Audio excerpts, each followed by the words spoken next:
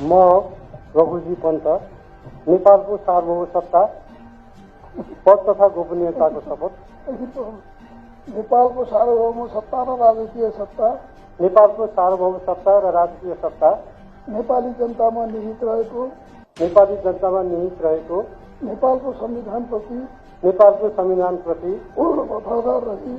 वफादार रही सत्यनिष्ठापूर्वक प्रतिज्ञा गर्दै ईश्वरको देश र जनताको नाममा शपथ लिन्छु कि शिक्षा विज्ञान तथा प्रविधि मन्त्री पदको जिम्मेवारी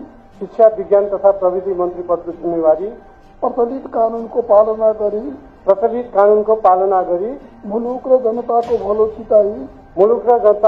चिताई कसैको डर नमानी पक्षपात नगरी पूर्वाग्रह वा